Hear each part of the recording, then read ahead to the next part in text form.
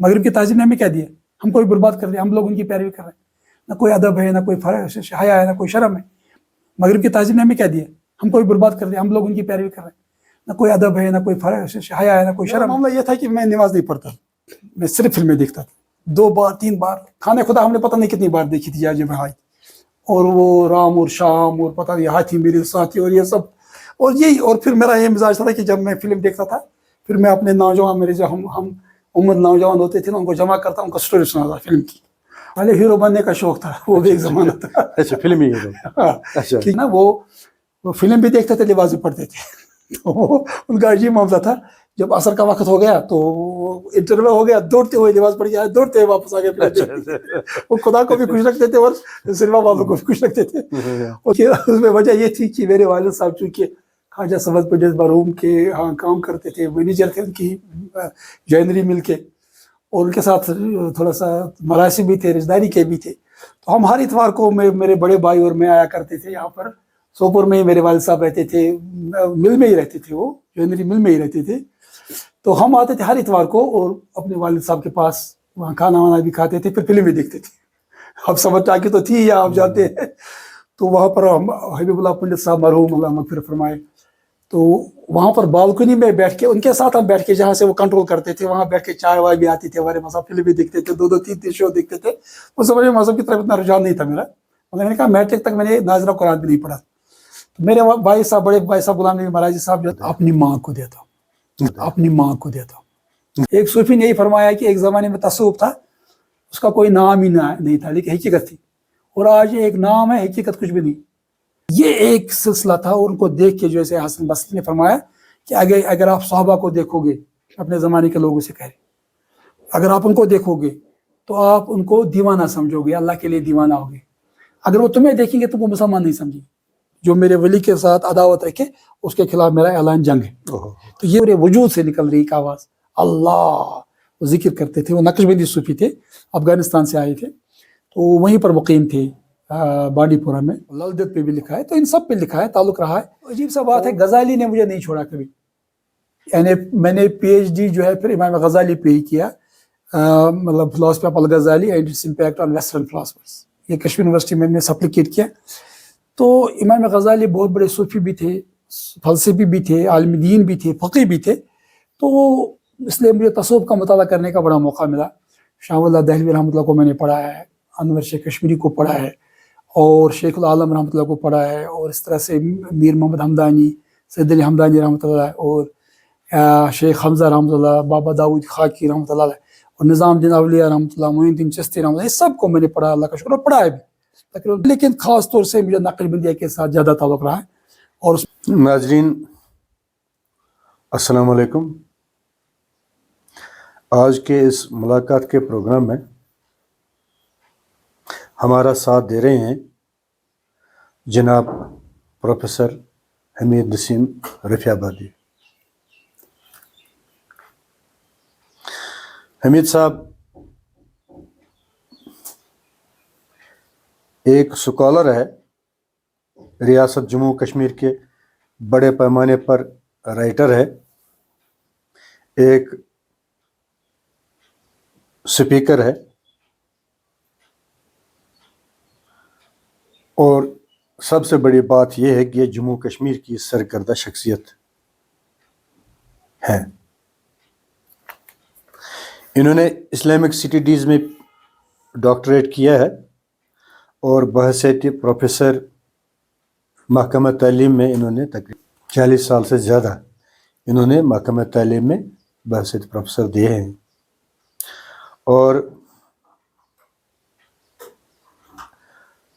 अगर ये कहा जाए कि प्रोफेसर साहब माहिर तालीम रहे हैं, और एक बहुत बड़े इस्लामिक स्कॉलर भी हैं। इन्होंने बहुत सारी किताबें तसनीफ़ दी है, और तसव्वुफ़ पर सबसे ज़्यादा इन्होंने किताबें लिखी हैं। तो हमीद साहब से हमारी मुलाकात का ये मकसद है कि कुछ जो ख़जाना इनके पास पड़ा है تعلیمی لحاظ سے، علمی لحاظ سے، ادبی لحاظ سے، سماجی لحاظ سے، سیاسی لحاظ سے یا تصوف کے لحاظ سے کچھ حاصل ان سے کریں اور ناظرین کی نظر کریں. تو سب سے پہلے حمید صاحب سے ہم گزارش کریں کہ حمید صاحب آپ مختصر سا اپنا تعارف دیجیے. اصل میں میرا نام حمید اللہ مراضی ہے. دوابگاہ میں پیدا ہوا ہوں 1958 میں. غلام احمد مراضی صاحب جو دوابگاہ کے تھے اور ان کو خاص طور سے خواجہ اماراز کہتے تھے، یعنی وہ خواجہ سمد پنڈت صاحب کے ساتھ کام کرتے تھے، اب اسی نام سے مشہور ہو گئے تھے وہ. تو یہ آپ جانتے ہیں رئیس کشمیر تھے خواجہ عبدالصمد پنڈت مرحوم. تو ہمارے ریلیشن میں بھی تھے میری ماں کی طرف سے بھی. تو میرے والد صاحب ان کے ساتھ کام کرتے تھے. یہاں پر ایک جوائنری مل تھی ان کی مہاراج پور میں، تو وہاں پر تو انہی کے گھر میں پیدا ہوا تھا 58 میں. اس کے بعد میری ابتدائی تعلیم جو ہے دوابگاہ کے پہلے پرائمری اسکول میں، اس کے بعد ہائی اسکول میں ہوئی.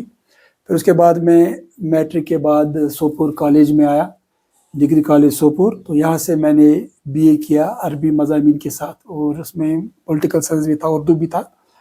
تو اس کے بعد پھر مجھے موقع ملا علی گڑھ مسلم یونیورسٹی جانے کا. تو وہاں سے میں نے ماسٹرز کیا دینیات میں اور مسلم فلاسفی میں. اور وہاں سے پھر میں جواہر لال نہرو یونیورسٹی چلا گیا پی ایچ ڈی کرنے کے لیے. تو وہاں پر میں مغربی فلسفہ برٹن رسل اور ڈیوڈ ہیوم کے پرسیپشن تھیوریز پہ کام کر رہا تھا. تو اسی زمانے میں میرا وہاں پر تقرر ہو گیا. ہمدرد یونیورسٹی کا ایک ادارہ تھا، اس کا نام تھا Indian institute of Islamic studies. تو وہاں پر میرا غزالی اور ویسٹرن تھاٹ پہ ایک پروجیکٹ مجھے ملا. میں وہاں چلا گیا جے این یو سے، لیکن جے این یو میں پی ایچ ڈی بھی کر رہا تھا اور یہ بھی دونوں ساتھ ساتھ کر رہا تھا. اور مجھے وہاں پر دو بڑی شخصیات کے ساتھ میرا جو ہے ایک لحاظ سے ملاقات ہوئی میری، اور میرے وہ سربراہ رہے اور میرے وہ ڈائریکٹر رہے پروفیسر سید وحید الدین صاحب، حیدرآباد کے تھے، بہت بڑے اسکالر تھے، اور وہ دہلی یونیورسٹی میں ہیڈ آف ڈپارٹمنٹ فلاسفی رہے. تو وہاں پر وہ کمپریٹو ریلیجن میں ڈائریکٹر تھے Indian institute of Islamic studies میں. اور وہاں کے جو ڈائریکٹر تھے ان کا نام تھا سید اوصاف علی صاحب. تو سید اوصاف علی صاحب جو ہے اتنے بڑے اخلاق کے مالک تھے اور بڑے علمی شخصیت تھی، انٹرنیشنل لیول کے وہ اسکالر تھے، اور ان کو تقریباً دنیا کے ہر ملک میں بڑی بڑی کانفرنس میں بلایا جاتا تھا. تو مجھے بھی بہت میری طرف وہ خاص توجہ دیتے تھے. تو ان کے زیر سایہ میں نے وہاں پر تعلیم حاصل کی، ریسرچ کی. اور اس کے بعد پھر میرا اسی زمانے میں 89 میں یعنی 99 میں میرا یہاں پر کشمیر یونیورسٹی میں تقرر ہوا best lecturer Shah Hamdan institute of Islamic studies.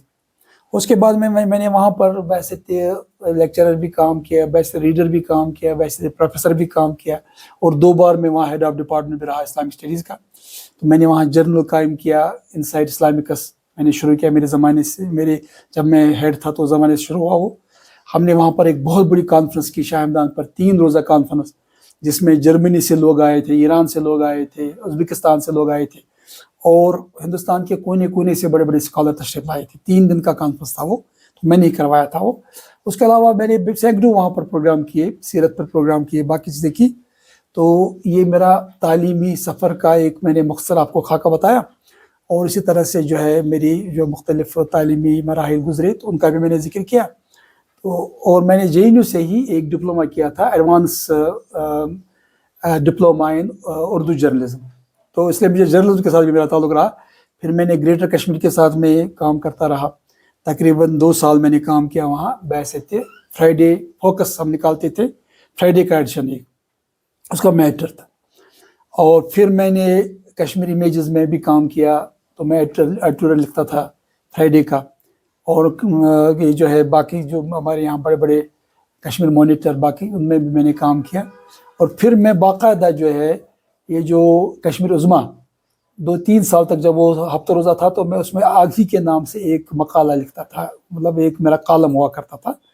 تو مستقل وہ کرتا رہا میں. پھر میں نے رائزنگ کشمیر میں بھی میں نے 5-6 سال تک لکھتا رہا میں. تو صحافت کا بھی سفر میرا جاری رہا، اور تعلیم کا بھی رہا، ٹیچنگ کا بھی رہا. اس کے علاوہ میں نے سماجی خدمت بھی کی. ہم نے شبا فاؤنڈیشن کے نام سے ایک وومن کنسرن شروع کیا تھا 2007 میں. تو اس میں ہم جو کینسر پیشنٹ لیڈیز ہوتی تھی، جو مفلوق الحال ہوتی تھی، ان کی کفالت کا خیال رکھتے تھے اور ان کے علاج معالجے کے لیے بھی کوشش کرتے تھے. تو یہ بھی ہمارا سلسلہ رہا. پھر بڑے کانفرنسز، سیمینار، سب کچھ کرتے رہے. اور یہ تھوڑا سا مختصر تعارف ہے. اس کے علاوہ میں نے تقریباً 60 سے زیادہ کتابیں لکھی ہیں. اس میں اسلامیات پر، امام غزالی پہ، تصوف پہ، اسلامی فلسفہ پر، مذاہب عالم پر، تقابل ادیان پر، اور کشمیر کی ہسٹری پر، صوفیزم اور اسلام ان کشمیر، کئی کتابیں میری ایسی ہیں. اور میری دو تین کتابیں جو ہے 3 بار 4 بار ایڈیشنز آئے ہیں. باہر سے بھی چھپے، یہاں سے بھی چھپے. اور میرے انٹرنیشنل بہت سارے سیمینارز میں گیا. اس کے علاوہ میں وزٹنگ پروفیسر گیا، ملیشیا گیا، انڈونیشیا گیا، ترکی گیا، USA گیا. تو مجھے بلاتے رہے، ابھی بھی جاتا رہتا ہوں میں. اس وقت میں جو ہے کچھ 1 مہینے پہلے میں Islamic university of science and technology میں بحثیت ڈائریکٹر تھا میں وہاں، international centre for spiritual studies. تو میں وہاں سے بھی ریٹائر ہو گیا 1-1.5 مہینے پہلے. اس کے بعد پھر یہ جو ہے UGC کا، یونائٹڈ گراڈس کمیشن آف انڈیا، تو وہ بہت بڑا ادارہ ہے یونیورسٹیز کا. تو سب ان کا جو مرکز سمجھ لیجیے تمام یونیورسٹیز کا. تو انہوں نے مجھے ایسیسر بنایا. تو ابھی میں نے کئی کالجز کا میں معائنہ کر رہا ہوں اور یونیورسٹی جا رہا ہوں، تو وہاں میں ایسیس کرتا ہوں.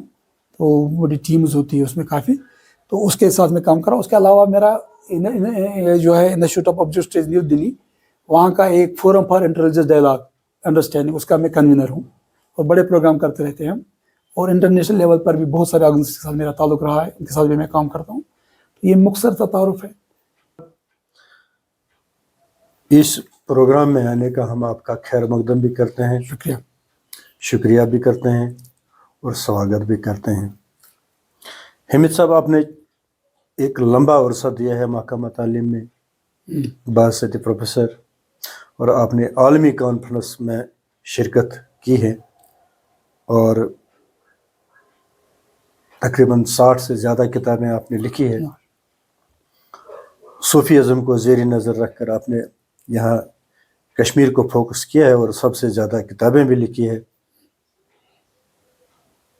آپ کا واسطہ جن استادوں سے پڑا ہے، کیا سمجھتے ہیں آپ؟ کوئی ہے ایسا آپ کی نظر میں استاد جو آپ کا آئیڈل ہے؟ دیکھیے، اصل میں اللہ کا شکر یہ ہے کہ مجھے بڑے اچھے اساتذہ ملے، اور اس میں سوپور کالج کا بہت بڑا رول رہا ہے. سوپور کالج میں ہمارے بہت بڑے استاد تھے، مرحوم پروفیسر فاروق بخاری صاحب، محمد فاروق بخاری صاحب. وہ عربی پڑھاتے تھے ہمیں، اور وہ مولانا قاسم شاہ بخاری صاحب کے فرزند ارجمند. آپ جانتے ہیں قاسم شاہ بخاری رحمۃ اللہ بہت بڑی شخصیت کشمیر کی تھی، عجمن تبلیغ اسلام کے مطلب بہت بڑے سربراہ تھے، مفتی، بڑے عظیم اسکالر ہے، مفتی بھی رہے. تو وہ بہت بڑے علمی اور دینی شخصیت کے مالک تھے. تو ان کے بیٹے بہت بڑے علمی مطلب مزاج کے حامل تھے. تو جب میں نے مطلب سوپور کالج میں داخلہ لیا، تو میری والدہ کو بڑا شوق تھا کہ میں ڈاکٹر بنوں، کہ ہمارے خاندان میں کچھ ڈاکٹر تھے. اور اس زمانے میں ڈاکٹر بننا کوئی مشکل نہیں تھا. اس زمانے میں آپ نے میڈیکل میں داخلہ لیا، تھوڑا محنت کرنی پڑتی تھی تو ہو جاتا تھا ڈاکٹر. اور کچھ دنوں کے لیے میں نے سوپور کالج میں میڈیکل کا سبجیکٹ لیا بھی تھا، پڑھتا بھی تھا میں 1-2 مہینے، لیکن مجھے دلچسپی نہیں تھی اس کے ساتھ ڈاکٹر بننے سے. تو پھر میں نے جو ہے عربی سبجیکٹ لیا. حالانکہ میں نے اس وقت تک ناظر قرآن مشکل سے پڑھا تھا، کیونکہ مزاج تھوڑا دوسرے طرح کا تھا. تو پھر فاروق بخاری صاحب کی صحبت میں رہا، میں عربی ان کے ساتھ میں پڑھتا تھا. BA میں نے عربی کا سبجیکٹ بھی لیا. تو انہوں نے مجھے کہا کہ بھائی آپ نے تو عربی پڑھی ہی نہیں، آپ نے تو قرآن بھی نہیں پڑھا، تو آپ کیسے پڑھیں گے عربی؟ میں نے کہا مجھے بڑا شوق. تو پھر وہ دن اور اس کے بعد پھر جب ان کے ساتھ میں رہا، تو انہوں نے مجھے اپنی صحبت میں رکھ کے اتنا تیار کیا، ایسی باتیں بتائی، ایسے نصائح سے نوازا. مثلا وہ بڑے بڑے بزرگان دین کا ذکر فرماتے تھے، انور شیخ کشمیری مرحوم، شاہ اللہ دہلوی رحمۃ اللہ علیہ، امام غزالی رحمۃ اللہ علیہ، اور اسی طرح سے ابن خلدون کا ذکر فرماتے، جمال افغانی کا ذکر فرماتے، جتنی بڑی بڑی اور وہ اولیاء کرام صاحب کا بڑا لگاؤ تھا، محبت تھی. تو وہ ذکر فرماتے تھے اپنے اکثر لیکچرز میں بھی، اس کے علاوہ بھی. تو وہ جو ہے ایک بنیاد بن گئی تھی. تو وہ بڑے ایک استاد میرے رہے، تو ان کی وجہ سے بھی ایک رغبت پیدا ہو گئی اس طرح. اور اس کے بعد پھر جب میں علی گڑھ چلا گیا، تو علی گڑھ میں مجھے مولانا تقی امینی صاحب جو تھے ناظمی دینیات، وہاں بہت بڑی شخصیت، علمی شخصیت، حافظ کلام اللہ بھی تھے وہ، اور وہ پروفیسر تھے اور دین تھے وہ دینیات کے، اور وہ پورا نظام سنبھالتے تھے. علی گڑھ کی جتنی مسجدیں ہیں نا یونیورسٹی کی، ان سب کے ذمہ دار تھے وہ. اور وہ میرے سمجھ لو کہ ایک روحانی والد کی طرح میرے بن گئے. وہ عجیب سا تعلق ان کے ساتھ ہو گیا. حالانکہ مجھے یاد ہے جب میں پہلی بار علی گڑھ پہنچ گیا تھا تو عید کا دن تھا. میں عید سے پہلے ہی پہنچ گیا تھا علی گڑھ کیونکہ مجھے شوق تھا پڑھنے کا بہت زیادہ. تو وہ درس دے رہے تھے مسجد میں, تو انہوں نے ایک زبردست بات کہی تھی, اس کا میرے اوپر ابھی بھی اثر ہے. انہوں نے کہا تھا کہ اللہ میاں نے مسلمانوں کو اس لیے پیدا نہیں کیا کہ دنیا کی بھوکی ننگی قوموں میں ایک اور قوم کا اضافہ ہو جائے. یعنی وہ جب بخاری آ رہے یہاں سے بھی وہاں سے بھی سب صرف بخاری ہے, تو انہوں نے یہ بات کہی تھی. میں بڑا متاثر ہو گیا کہ ایسے آدمی بتائے. تو بہرحال ان کے پاس اس کے بعد جب میں نے ایم اے کیا اسلامک فلاسفی میں, اس میں اسلامک فلاسفی کے ساتھ ساتھ میں نے ویسٹرن فلاسفی پڑھی, انڈین فلاسفی پڑھی اور گریک فلاسفی پڑھی. امام غزالی اور اقبال میرا خاص مضمون تھا. اور پھر میں نے ایم اے تھیولوجی بھی کیا, بیچلرس ان تھیولوجی اور ماسٹرس ان تھیولوجی بھی کیا. تو میرے استاد بن گئے مولانا تقی امینی صاحب. اب یہ بھی روحانی شخصیت کے مالک حافظ کلام اللہ تھے, اور یہ جو ہے روزانہ وہاں پر مزمل مسجد میں درس دیا کرتے تھے صبح سویرے, اور وہ روحانی درس ہوتا تھا 5-10 منٹ کا. تو اس قسم کی ان سے بھی واسطہ پڑا تو مجھے اور رغبت پیدا ہو گئی. پھر اس کے علاوہ جو میرے علی گڑھ میں مجھے ایک اور استاد ملے, ان کا نام تھا پروفیسر نور النبی صاحب. وہ ہمیں تصوف پڑھاتے تھے اور وہ خود صوفی تھے, اور وہ اکثر بزرگان دین اولیاء کرام کا ذکر خیر فرماتے تھے. انہوں نے کام بھی کیا تھا اچھا خاصا, امام غزالی پہ باقی بزرگوں پر انہوں نے کام کیا تھا. تو ان کی وجہ سے بھی ایک رغبت پیدا ہو گئی. تو یہ سلسلہ چلتا رہا. پھر جو ہے میں واپس کشمیر آیا تو یہاں بھی کچھ بزرگوں کے ساتھ تعلق رہا. تو بڑی خوشی کی بات, جس گھر میں اس وقت ہم بیٹھے ہیں, تو میرے جو مطلب برادر اللہ نسبتی تھے بشیر احمد صاحب, وہ سمجھ لو کہ تصوف کے وہ مظہر تھے. وہ بالکل ان سے بہت مزہ آتا تھا بات کرنے میں. وہ مجھے ایسے نکات بتاتے تھے تصوف کے کہ میں آپ کو بتا نہیں سکتا. اور میرا وہاں معلوماتی جو علم تھا نا, وہ وہاں فیل ہو جاتا تھا ایمانداری کی بات. تو یہ اب میں نے بہت پڑھا تھا, پڑھایا بھی تھا, لکھا بھی تھا, لیکن جب ان کے ساتھ ہم بات کرتے تصوف پر, وہاں فیل ہوتا تھا میں اکثر, کیونکہ ان کے پاس ایسا علم تھا, ایسا ان کی نظر تھی ماشاءاللہ. اور وہ ماشاءاللہ ایسے نکات بیان کرتے تھے تصوف کے بارے میں کہ میں بھی پریشان ہوتا تھا. تو اللہ نے ان کو ایک وسعت دی تھی علم کی, اور بہت زبردست. تو وہ بھی ایک سلسلہ رہا.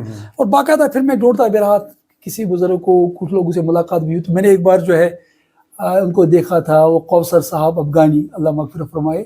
ایک بار میں نے ان کو دیکھا تھا وہاں پر بانڈی پورہ میں بھی آیا تھے, تو ان کے ساتھ ملاقات ہوئی تھی. تو صبح کو ہم ملنے گئے ان سے, تو ان کے نورانی چہرے پہ نظر پڑ گئی. تو بس ابھی تک میرے آنکھوں کے سامنے ان کا چہرہ مبارک. اور وہ جو اللہ کہتے تھے, جب لگ رہا تھا کہ پورے وجود سے نکل رہی ایک آواز اللہ. وہ ذکر کرتے تھے. وہ نقشبندی صوفی تھے, افغانستان سے آئے تھے, تو وہیں پر مقیم تھے بانڈی پورہ میں. تو باقاعدہ وہاں پر ان کا مدرسہ بھی ہے, باقی چیزیں بھی ہیں. تو وہ ان کو میں نے خود دیکھا. اس کے علاوہ میں نے دلی میں دیکھا, جامع مسجد میں ایک صوفی کو دیکھا. میں ان سے ملنے گیا, میں کوئی انٹرویو کرنے گیا تھا, کیونکہ میں جے این یو میں ایک وہ جب کر رہا تھا ڈپلوما اردو ماس میڈیا میں, تو مجھے ایک کہانی لکھنی تھی اردو بازار پہ. تو جامع مسجد میں گیا, بازار والوں سے میں نے بات کی, اردو بازار والوں سے, دکانداروں سے بات کی. پھر میں مسجد میں گیا تو کسی نے کہا یہاں ایک بزرگ بیٹھے, تو ان کے پاس میں گیا. تو وہاں پر اور لوگ بھی تھے. میں نے ان سے کہا آپ کا نام کیا؟ کہا نہ میرا کوئی نام ہے, نہ میرا کوئی کام ہے, اٹھاؤ ہاتھ اور دعا کرو. تو میں نے دعا کی. تو میں نے کہا یہ آدمی بالکل بے نفس, کو کوئی دلچسپی نہیں کسی چیز کے ساتھ, نام و نمود کے ساتھ. تو میں نے اپنی آنکھ سے ان کو دیکھا. پھر اللہ نے اپنی جو ہے رحمت سے ایک بزرگ کی صحبت میں بھی پہنچا دیا. یہاں کشمیر کے بہت بڑے بزرگ کے نام نہیں بتاؤں گا میں. تو بہرحال ان کے ساتھ تعلق رہا, تو ان سے بہت کچھ سیکھا, اور انہوں نے تربیت کی میری ایک لحاظ سے, روحانی لحاظ سے. حالانکہ اپنی خامیاں تھی, ورنہ پتہ نہیں کون سا مقام انسان کو حاصل ہو جاتا ہے. لیکن وہ بھی اتنے بڑے بزرگ تھے, ان کی نظر کرم میرے اوپر پڑی, تو اس سے بڑا فائدہ ہوا. تو میں بھی ان کے ساتھ ان ٹچ ہوں. جب بھی ضرورت پڑتی ہے ان کے پاس جاتا رہتا ہوں, ان کی دعائیں لیتا رہتا ہوں. اور جب بھی سفر کرتا ہوں ان کی اجازت کے بغیر نہیں کرتا ہوں عام طور پر, کہ وہ دعا بھی کرتے ہیں. اور مطلب اچھا بھی لگتا ہے نا, وہ مطلب بزرگوں کے ساتھ دعا لے کے. اور واقعی ان کی صحبت میں رہا ہوں, کئی بار اعتکاف بھی کیا ان کے ساتھ, بڑا اچھا لگتا ہے ان کے پاس جانے سے. تو یہ سلسلہ رہا. اور پھر ذرا مطالعہ میرا تصوف کا رہا. امام غزالی پہ میں پی ایچ ڈی کا کام میں نے کیا جی, ہمدرد میں کر رہا تھا, پہلے علی گڑھ میں کر رہا تھا. پھر تو عجیب سا بات ہے, غزالی نے مجھے نہیں چھوڑا کبھی. یعنی میں نے پی ایچ ڈی جو ہے پھر امام غزالی پہ ہی کیا, مطلب philosophy of Al Ghazali and its impact on western philosophers. یہ کشمیر یونیورسٹی میں نے سپلیکیٹ کیا. تو امام غزالی بہت بڑے صوفی بھی تھے, فلسفی بھی تھے, عالم دین بھی تھے, فقی بھی تھے. تو اس لیے مجھے تصوف کا مطالعہ کرنے کا بڑا موقع ملا. شاہ اللہ دہلوی رحمۃ اللہ کو میں نے پڑھا ہے, انور شیخ کشمیری کو پڑھا ہے, اور شیخ العالم رحمۃ اللہ کو پڑھا ہے, اور اس طرح سے میر محمد حمدانی, سید علی حمدانی رحمۃ اللہ, اور شیخ حمزہ رحمۃ اللہ, بابا داؤد خاکی رحمۃ اللہ, اور نظام الدین اولیاء رحمۃ اللہ, معین الدین چشتی رحمۃ اللہ. یہ سب کو میں نے پڑھا, اللہ کا شکر, اور پڑھا ہے بھی. 20-25 سال تک میں نے تصوف کا مضمون پڑھایا, فلسفہ پڑھایا کشمیر یونیورسٹی میں. اس کے بعد میں سینٹرل یونیورسٹی گیا تو وہاں پر میں ڈین بھی تھا سوشل سائنس کا, میڈیا کا بھی ڈین رہا ہوں, اور وہاں پر بھی میں نے ایک ڈپارٹمنٹ قائم کیا ہے, ڈپارٹمنٹ آف ریلیجس اسٹڈیز. تو وہاں پر بھی میں تصوف اور فلسفی پڑھاتا رہا. پھر میں وہاں گیا اسلامک یونیورسٹی, تو وہاں میں ڈائریکٹر تھا اس سینٹر کا, اسپرچول سینٹر کا تھا وہ, international centre for spiritual studies. تو وہاں پر بھی میں پڑھاتا رہا تصوف. تو اس طرح سے تصوف کے ساتھ ایک اچھا خاصا تعلق رہا اور ایک وابستگی رہی ہے, اور باقاعدہ میں صوفیوں کے ساتھ میرا تعلق اللہ کا شکر رہا ہے. حالانکہ ٹھیک ہے میرے اپنی ویوز ہے تصوف کے بارے میں, میرا وہ اپنا نظریہ ہے, کیونکہ حالانکہ میں چاروں سلسلوں کے ساتھ تعلق ہے میرا, مطلب نقش بندیہ, سہروردیہ, چشتیہ اور قادریہ, چاروں کے ساتھ تعلق رہا ہے. لیکن خاص طور سے مجھے نقش بندیہ کے ساتھ زیادہ تعلق رہا ہے. میں شیخ احمد سرندی رحمۃ اللہ کے ساتھ میرا خاص تعلق رہا ہے. کئی بار میں گیا ہوں وہاں ان کے یہاں سرند شریف گیا ہوں, اور ان کے مقالات کا مطالعہ کیا, ان کے مکتوبات کا مطالعہ کیا ہے, لکھا بھی ہے ان پہ, میرے آرٹیکل چھپے ان کے اوپر. شاہ اللہ دہلی پر لکھا ہے, ان پہ بھی چھپا ہے میرا. معین الدین چشتی رحمۃ اللہ پہ چھپا ہے, شیخ القادر جیلانی پہ بھی لکھا ہے تھوڑا سا, لیکن زیادہ لکھا ہے میں نے میر سلی حمدانی, شاہ حمدان رحمۃ اللہ پر, اور میر محمد حمدانی اور شیخ العالم اور لال دت پہ بھی لکھا ہے. تو ان سب پہ لکھا ہے, تعلق رہا ہے, اور یہ سلسلہ چلتا رہا ہے. یہ تصوف کے ساتھ رہا, اور اساتذہ میں بہت سارے لوگ رہے میں جن کا میں نے نام آپ کے سامنے بتایا. اور جو ایک تو رہے وہ اساتذہ جو باقاعدہ ہوتے ہیں فارمل کالج میں, یونیورسٹی میں. دوسرا ہوتا ہے کہ جو انفارمل, ان کے پاس آپ جاتے, جیسے میں نے کہا کہ میرے یہ بشیر صاحب جو تھے ہمارے, یہ بھی ایک لحاظ سے استاد ہی رہے, نے بڑی تربیت کی ہے. اور پھر اس طرح سے جو میرے اس وقت سمجھ لو میرے استاد ہے, میرے گائیڈ ہے, مرشد ہے, مینٹر ہیں, جو بھی کہیے. تو بہرحال ان کا بھی بڑا اثر رہا ہے. تو اس کے علاوہ جہاں بھی مجھے لگا کوئی ایسا آدمی جس کے پاس اس قسم کی چیزیں, روحانی چیزیں ہیں, تو میں ان کے پاس جاتا تھا, استفادہ کرتا رہتا ہوں, فائدہ اٹھانے کی کوشش کرتا ہوں, کیونکہ ضرورت ہوتی ہے ایسے لوگوں کے پاس جانے سے, کہ جیسے قرآن میں آیا نا, کونوا مع الصادقین, سچے لوگوں کے ساتھ رہو. اور پھر یہ حدیث میں بھی یہ ہے نا کہ یعنی من عادی لی ولیا فقد آذنتہ بالحرب, جو میرے ولی کے ساتھ عداوت رکھے اس کے خلاف میرا اعلان جنگ ہے. بڑا زبردست معاملہ, اس لیے ہمیں جو ان کے ساتھ محبت رکھنی چاہیے. اللہ کے دوست ہیں, یعنی وہ اتنے اللہ کے بڑے عظیم دوست ہیں کہ وہ اللہ کے اتنے قریب جا چکے ہیں. یتقرب الیہ بالنوافل, جو نوافل کے ذریعے سے میری طرف آتے, پھر میں ان کا کان ہو جاتا ہوں, ہاتھ ہو جاتا ہوں. مطلب اس کے معنی یہ ہے کہ تصرف اللہ کا ان کی تمام چیزوں پر ہے. وہ پھر وہی بات کرتے جو اللہ کو پسند, وہی کام کرتے جو اللہ کو پسند, اور ان کی وجہ سے لوگوں کو ہدایت ملتی ہے. اچھا حمید صاحب, ایک لمبا سلسلہ رہا ہے آپ کا, بحثیت پروفیسر آپ نے مطالعہ کیا ہے, فلسفی آپ نے پڑھی ہے, بہت کچھ آپ نے پڑھا ہے, تصوف پڑھا ہے, روحانی بزرگوں کا سلسلہ رہا ہے, ان سے بھی آپ نے فیض حاصل کیا ہے. اور اس خاص کر جن استادوں کی ذکر آپ کر رہے ہیں, وہ آپ کے, جیسے آپ کہتے ہیں کہ وہ میرے مینٹر رہے ہیں, آپ کے ان کے زیر سائے آپ نے کام کیا ہے اور آپ آگے بڑھے ہیں. آپ پھر پروفیسر بنے ہیں, ڈاکٹر بنے ہیں, بہت کچھ آپ نے کیا ہے. اس کا جو کریڈٹ اگر ہم دینا چاہیں تو جو آپ کی یہ شخصیت ہے, آپ نے جو کام کیا ہے, آپ پروفیسر بنے ہیں, 60 کتابیں لکھی ہیں, اس کا کریڈٹ کس کو دیں ہم؟ آپ کے استادوں کو دیں یا آپ کی پرسنالٹی کو دیں؟ اپنی ماں کو دیتا ہوں, اپنی ماں کو دیتا ہوں, اپنی ماں کو دیتا ہوں, ماں کو دیتے ہیں. اچھا, وہ ان کا کمال, ان کا میں بتا نہیں سکتا آپ کو. میں اس وقت امریکہ میں ہوتا, اچھا, یعنی میرا ہو گیا تھا, سمجھ لو میں جب علی گڑھ میں تھا تو 82 میں میرا تقرر ہو رہا تھا پی ایچ ڈی کے لیے فیلاڈیلفیا یونیورسٹی میں, ٹیمپل یونیورسٹی میں. باقاعدہ میرے پاس لیٹر بھی آیا تھا, ایڈمیشن بھی ہو رہا تھا, سب کچھ ہو رہا تھا. کہ میں نے کہا نہیں, میں پی ایچ ڈی کر کے کبھی اگر موقع ملا تو جاؤں گا. کہ میں نے کہا ماں کے پاس جاؤں گا. تو پھر میں یہاں آیا, اللہ کا شکر, جب میرا جاب لگ گیا یہاں, پھر ماں کے ساتھ رہا. تو مجھے کئی ایسے موقع ملے کہ جب حالات ایسے تھے کہ مجھے پڑھائی لکھائی چھوڑ کے گھر پہ کام کرنا چاہیے, کچھ بزنس کرنا چاہیے, کچھ کرنا چاہیے. لیکن ماں نے ہمیشہ کہا کہ اپنی پڑھائی کمپلیٹ کرو. جب میرے والد صاحب کا انتقال ہو گیا تو میں نے ماں سے کہا کہ اب آپ کیا کرو گے, آپ گھر پہ اکیلے ہو, اس طرح سے مسئلہ ہے. بچے بھی اور بھی ان کے مطلب ہمارے بھائی, بڑے بھائی بھی تھے, میری سسٹر بھی تھی, لیکن چونکہ ماں کو ضرورت بھی تھی, والد صاحب نہیں رہے تھے, تو ماں نے کہا نہیں آپ جاؤ, اللہ کے حوالے پڑھنے جاؤ, ہمارا اللہ ہے, جاؤ. اس کے بعد کچھ ہی مہینے ہو گئے, میری چھوٹی بہن کا انتقال ہو گیا, اچانک ان کی ڈیتھ ہو گئی. آپ یقین نہیں کرو گے, مجھے اندازہ ہی نہیں تھا اس زمانے میں, چونکہ فون وون تھے نہیں.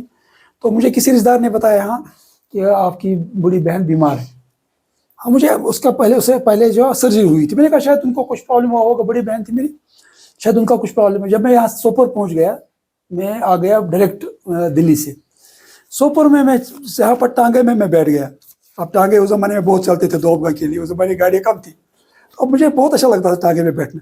और गर्मी से, वहाँ गर्मी का मारा दिल्ली से आया था, तो मैं टांगे पे बैठा, तो मुझे अपने गाँव का एक आदमी मिला दोबगा का, उसने कहा मैं सब कब आए, मैंने कहा आज ही आ रहा हूँ। अब मैंने वहाँ एक जो है बूटा ले लिया मक्की का, अब मैं खाने लगा, अरे वो मकाई मकाई वुड्स नाइस, तो मैंने वो उठाया खाने के लिए। तो उसने कहा क्या, वो पता है? कहा, मैंने कहा क्या? कहा क्या आपकी छोटी बहन की डेथ में? क्या कहा? मुझे किसी बताया नहीं। अब मेरे हाथ से गिर गया वो वहाँ, मतलब बूटा में, अजीब हालत हो गई। अब मैं घर पहुँचा, मैंने कहा अगर मैं थोड़ा सा वहाँ घर पर है तो पता नहीं उसको क्या हो जाएगा, मैं कुछ थोड़ा सा हिम्मत नहीं बंदा हूँ उसकी। मैंने ऐसा लगा जैसे मुझे कुछ खास महसूस नहीं हुआ। तो मैंने कहा पहले उसका हस्बैंड भी कुछ दिन पहले, 2-3 महीने पहले उसकी डेथ हो गई, अब सिस्टर की डेथ हो गई मेरी, और उसके ऊपर क्या गुजरा, तो बिल्कुल टूट गई थी वो, खत्म हो गई। तो मैं घर आया तो मैंने बहुत अपने आप को बहुत हिम्मत दिखाई, नहीं कुछ नहीं, अल्लाह का मर्जी है, वो आई है, तो उसको हिम्मत बधाई मैंने वहाँ की। लेकिन सुबह मैं गया कब्रिस्तान, सुबह का वक्त था, कोई नहीं था वहाँ, और मैं इतना रो रहा था कब्र पर अपने बहन, बहुत ज़्यादा, आपको यकीन नहीं आएगा।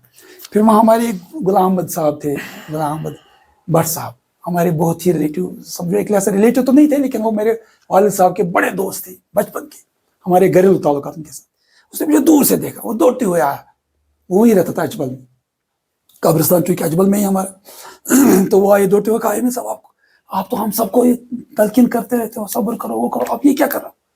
कोई कंट्रोल नहीं था मेरा उस वक्त। अब देखिए हालात कैसी थी कि उस वक्त मुझे बिल्कुल छोड़ छाड़ के घर पे रहना चाहिए था माँ के साथ, क्योंकि बड़े हादसात हुए थे हमारे साथ। तो मैंने मम्मी से कहा कि अब तो मैं नहीं जाऊँगा पढ़ने के लिए, मैं जेएनयू में पढ़ रहा था, हमदर्द में भी था।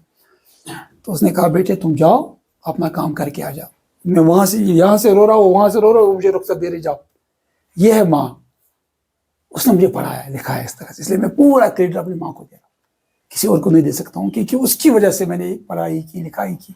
अगर वो हिम्मत नहीं जुटाती मेरी उन हालात में, तो शायद मैंने पढ़ाई नहीं की होती, मैंने शायद बीए भी नहीं किया होता है, मास्टर्स तो सवाल ही नहीं, पीएचडी को तो तस्वर नहीं, बाहर जाने का तो अंदाजा नहीं कर सकते थे। ये हमेशा वो हौसला अफजाई करती रही, परेशानियाँ झेली, सब कुछ किया, लेकिन मुझे कहा पढ़ो, अपना मिशन पूरा करो।